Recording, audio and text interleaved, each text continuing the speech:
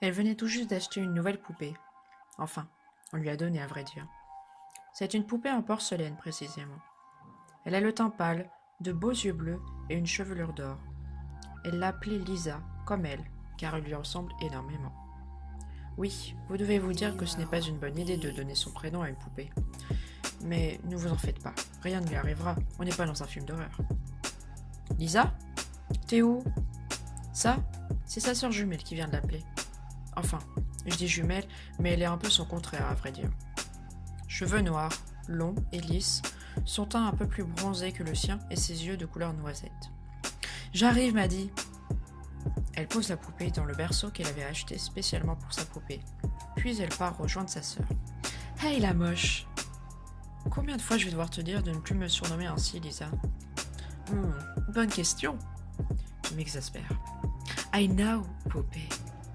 En parlant de poupée, tu l'as mise où ton sosie? Lisa? Elle dort dans son berceau. J'y crois pas. Quoi? Tu lui as acheté un berceau? Bah oui. C'est du n'importe quoi. Elle mérite d'être chouchoutée, surtout si c'est moi en plus. Tu me déprimes, Lisa. Je sais. Bon, je vais dans ma chambre, je dois appeler Jordan. Ne serait-ce pas le superbe mec dont tu me parles tout le temps? Elle lui fait un sourire en coin et lui donne un coup sur l'épaule. Tais-toi un peu, c'est juste un simple ami. Un simple ami? Oui, bien sûr. Elle se mit à rire, puis sa sœur en fit de même. Allez, file t'occuper de ton sosie. Très bien, chef. Elle lui sourit, puis elle monta à l'étage.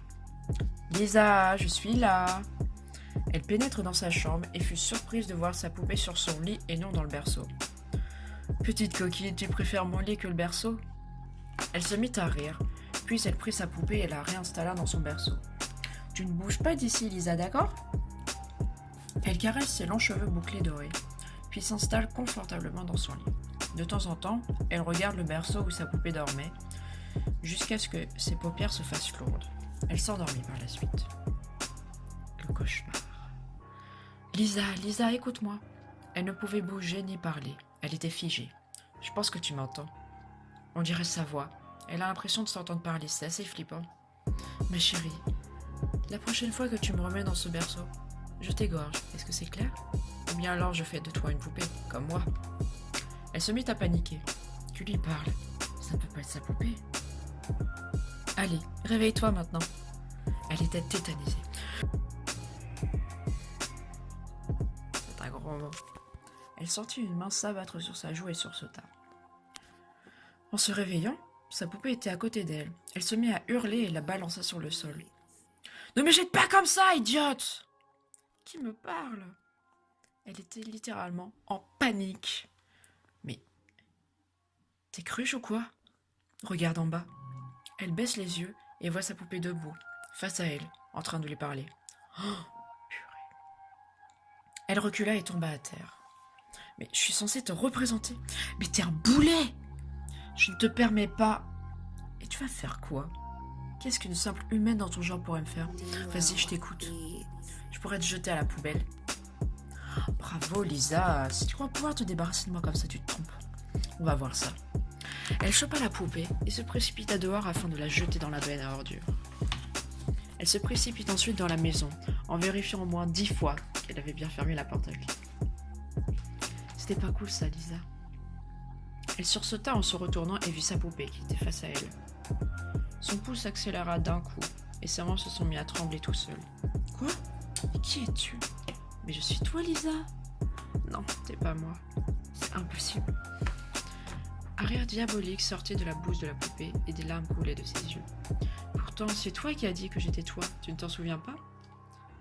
Flashback. Oui, parce qu'il y a un flashback évidemment. Bonjour mademoiselle, une des poupées vous intéresse?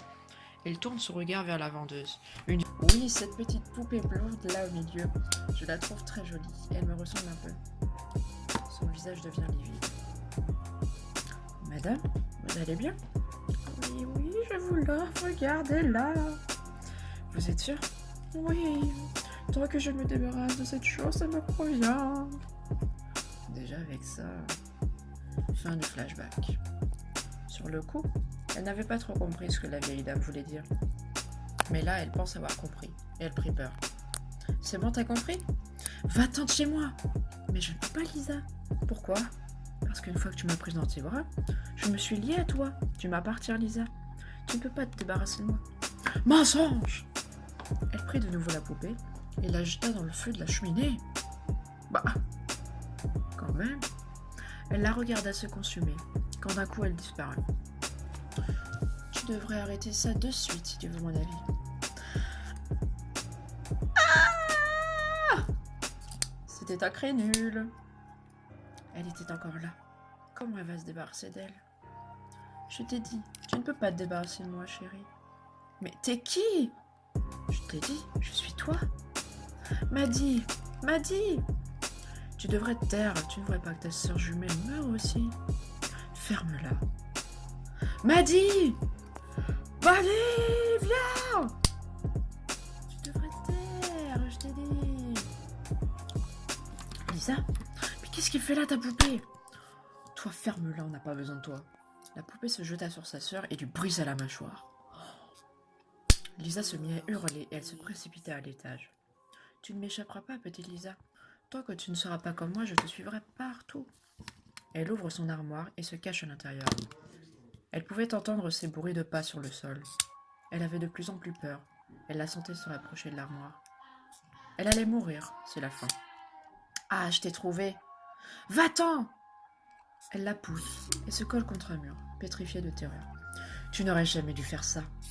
La poupée se jette sur elle et commence à enfoncer ses doigts dans les yeux afin de retirer ses globes oculaires.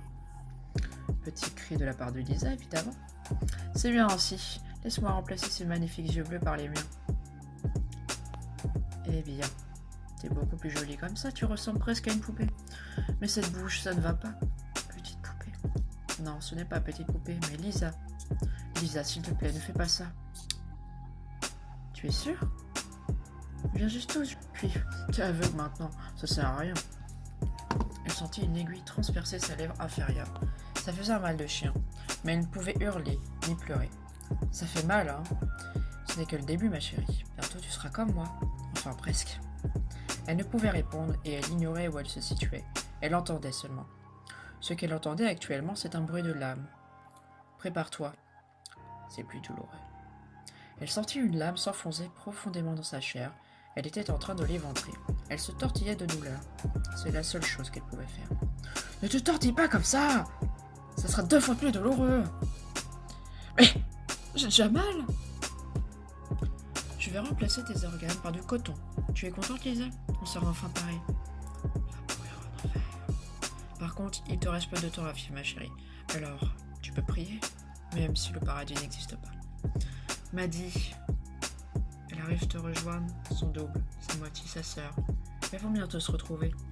Mais ton cœur, il bat toujours. Laisse-moi régler ça. Elle sent son cœur arraché.